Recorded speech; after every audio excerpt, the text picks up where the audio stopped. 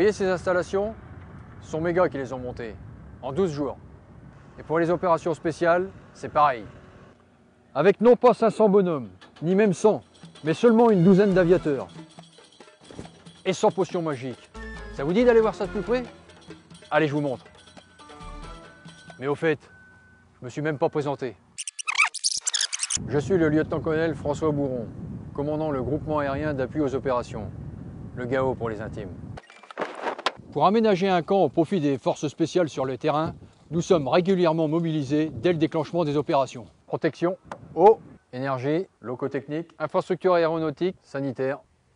Nous sommes capables de déployer en un temps record une large gamme de structures expéditionnaires en s'appuyant ou pas sur les installations existantes. Tout ça au profit des forces spéciales, mais aussi des forces conventionnelles.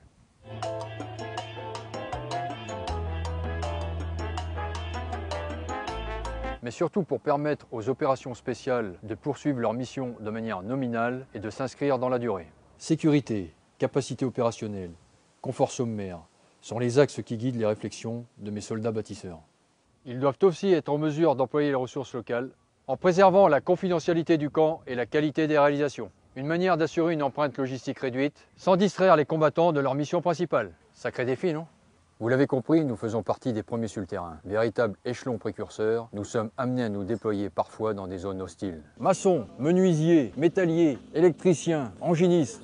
Dans la trousse à outils de mes spécialistes, un casque lourd, un HK416, une frag et une trousse individuelle du combattant. Présent du déploiement au désengagement, le GAO est un maillon indispensable de l'entrée en premier. Mes spécialistes de la construction, des réseaux d'eau et d'énergie doivent donc se préparer à intervenir sur leur chantier en totale autoprotection et dans des conditions de rusticité extrêmes. Les premières phases de la mission sont décisives pour amener la vulnérabilité du dispositif à un niveau acceptable afin de pouvoir accueillir les combattants, les hélicoptères et autres aéronefs. On continue la visite? Voici un P-16. Vous voyez le truc arrondi? Nous avons érigé cette structure métallo-textile pour accueillir un hélicoptère, mais elle pourrait aussi abriter un avion de chasse. Par là, nous avons des bungalows pour créer un poste de commandement ou un centre de renseignement. Plus loin, des tentes pour l'hébergement. Ici, de là à de là, plusieurs séries de bastion walls.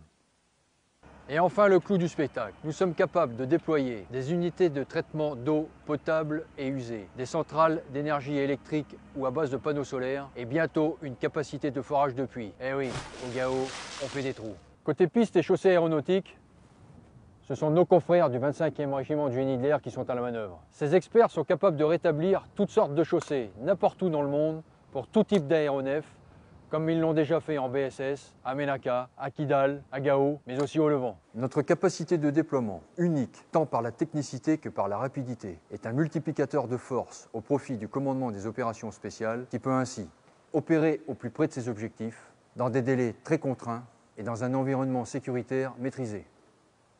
En résumé, notre objectif en tant que MAOS, permettre le déploiement rapide des forces spéciales et préparer le travail des futurs détachements du GAO. Pas de GAO, pas de construction. Pas de construction, pas de BOA. Et pas de BOA, pas de BOA. Vitesse de décision, rusticité et surtout efficacité dans l'action. C'est là toute l'adrénaline des opérations que nous menons au profit des forces spéciales.